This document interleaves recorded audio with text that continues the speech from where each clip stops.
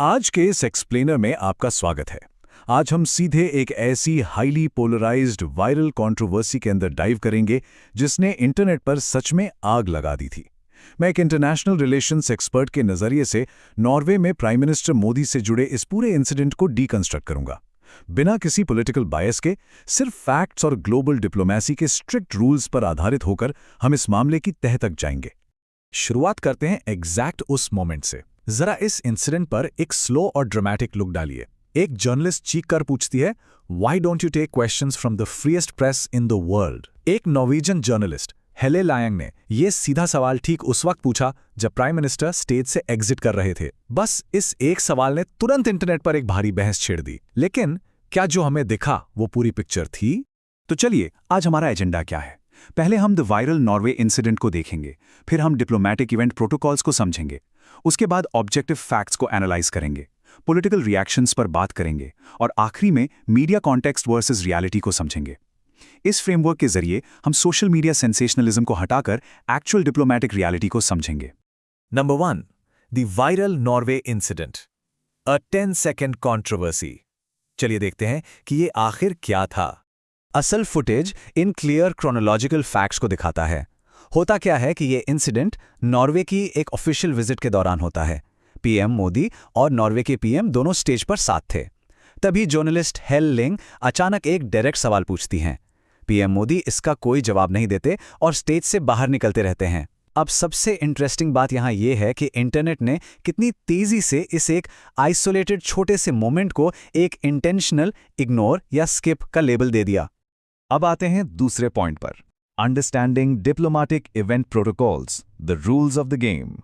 एक international relations के नज़रिए से ये समझना बेहद ज़रूरी है कि इन ग्लोबल लीडर्स के इंटरैक्शंस एक बहुत ही रिजिड फ्रेमवर्क के मुताबिक चलते हैं। नॉर्वे का ये इवेंट ऑफिशियली एक फॉर्मल जॉइंट प्रेस स्टेटमेंट था। डिप्लोमेसी में ये एक ऐसी हाईली स्ट्रक्चर्ड सेटिंग होती है जो सिर्फ और सिर्फ इसलिए डिज़ाइन की जाती है ताकि लीडर्स अपने पहले से तैयार किए गए ऑफिशियल रिमार्क्स दे सकें। इसका फंडामेंटल रूल यही है कि इसमें प्रेस क्वेश्चंस के लिए ओपन फ्लोर होता ही नहीं है, यानी बाय डिज़ाइन ये कोई Q&A सेशन था ही नहीं। इसको ऐसे समझिए, एक तरफ है फॉर्मल जॉइंट स्टेटमेंट जो पूरी तरह से टाइटली कंट्रोल्ड स्ट्रिक्ट प्रोटोकॉल पर आधारित है, जहां सवाल जवाब नहीं होते, और दूसरी तरफ होती है मीडिया प्रेस कॉन्फ्रेंस जो डायनामिक, इंटरैक्टिव और एक ओपन फ्लोर होती है। नॉर्वे वाला इवेंट पहली कैटेगरी यानी फॉर्मल जॉइंट स्टेटमेंट में आता था, जो इस पूरे कंट्रोवर्सी का सबसे अहम बैकग्राउंड कॉन्टेक्स्ट है। Point number 3, analysing the objective facts. आखिर असल में हुआ क्या था? अगर हम उस दिन के टाइमलाइन को बिना किसी बायस के देखें तो 4 क्लिनिकल फैक्ट्स सामने आते हैं। फैक्ट 1, प्रेस ने वाकई एक डायरेक्ट सवाल पूछा था। फैक्ट 2, पीएम मोदी ने उसका जवाब नहीं दिया। लेकिन फैक्ट 3 और 4 काफ़ी क्रूशल हैं। पीएम पहले से ही स्टेज छोड़कर निकलने के प्रोसेस में थे और इवेंट का फॉर्मेट क्लियरली सवालों के लिए क्लोज्ड था।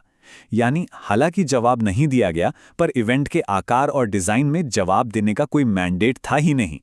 अब ये फैक्ट्स एक बहुत ही फैसिनेटिंग एनालिटिकल सवाल खड़ा करते हैं। अगर कोई इवेंट Q&A फॉर्मेट का है ही नहीं, तो क्या ऐसे स्टेज से निकल जाने को सवाल अवॉइड करना कहा जाएगा, या फिर इसको सिर्फ और सिर्फ अपने तय शेड्यूल और प्रोटोकॉल को स्ट्रिक्टली फॉलो करना माना जाएगा? क्या वाकई एक ग्लोबल लीडर से ये उम्मीद की जानी चाहिए कि वो अचानक किसी प्रेस इंटरैक्शन के लिए अपना ऑफिशियल प्रोटोकॉल तोड़ दे?